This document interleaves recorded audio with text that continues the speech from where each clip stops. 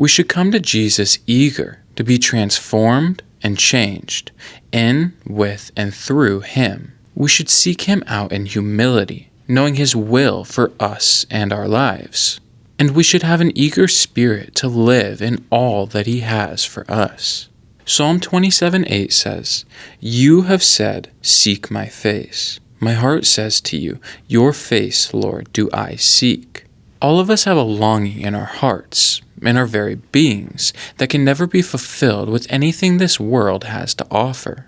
Though so many people go searching out the pleasures and treasures of this world for meaning, purpose, and fulfillment, they all end up in the same cycle over and over again.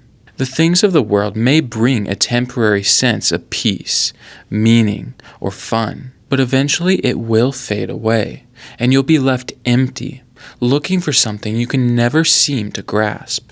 Our hearts long for God, for Jesus, because we were made in His image, and to have a real, deep, and intimate relationship with Him. We have a God-sized void in our being that can never be filled by anything else. All of us have had that sense that there's more out there, or that we were made for something more. And that's because we were. Our hearts are telling us that we have settled for something less than what we were made for. Our hearts know that something is missing from us and from our lives. So stop settling for the things of the world in the place of God. That doesn't mean that we can't have fun or enjoy the things that God has given us to enjoy. It just means that we need to know our priorities and keep everything in its rightful place. We need to set our hearts on God, and He needs to be the number one priority in our lives. Seek Jesus out, and He will make Himself known to you. Romans 12:2 says, "Do not be conformed to this world, but be transformed by the renewal of your mind, that by testing you may discern what is the will of God, what is good and acceptable and perfect."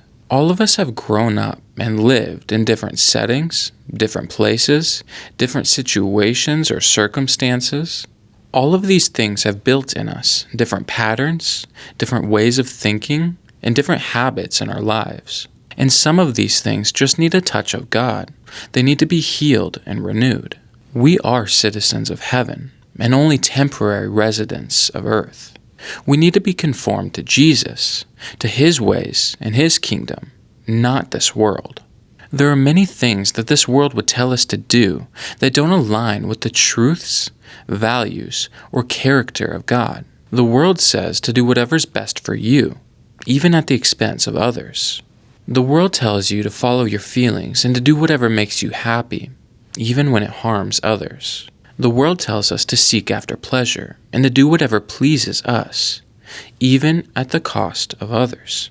But God tells us to love others, to care for others, to provide for those who can't provide for themselves, to help those who are in need, to be there for those people who have no one else, to be a light in this world that can seem so dark. There is a clear contrast between the things and ways of this world and the things and ways of God. That is why He tells us not to be conformed to this world, but to be transformed by the renewal of our mind. And to renew our mind, we need to make it a priority to spend time with Jesus. We need to spend time in the Bible. We need to spend time in prayer. We need to spend time in His presence, in worship. And we need to spend time in fellowship with other believers. Jeremiah 29:11 says, "For I know the plans I have for you, declares the Lord, plans for welfare and not for evil, to give you a future and a hope." God always has our best interest in mind. He has a plan for us and for our lives, and He wants to take us on an adventure. There are things He wants to do with and through you, but there's also things He wants to do in you, because God is not in this for what you can do for Him. His priority is not what He can get out of you. He loves you for you, and He wants you for you. God wants to walk with you day and night, through thick and thin, and He wants to be there with you every step of the way. He is not some far-off, distant God that has no involvement in our lives. or some distant deity that doesn't care what happens to you or what you are going through. He deeply loves you and cares about you. He longs to have that relationship with you. He wants to give you hope, peace, joy, love, and show you the future that He has for you. So wherever you are in life and whatever you're going through right now, bring it to Him. Seek Him out and let Him give you His peace, His guidance, and His comfort. Let Him show you how much He cares about you and the heart that He has for you. You'll see that He has never left your side, that He has never forsaken you, and that there is nothing too hard for Him to do. He is with you, and don't ever forget it.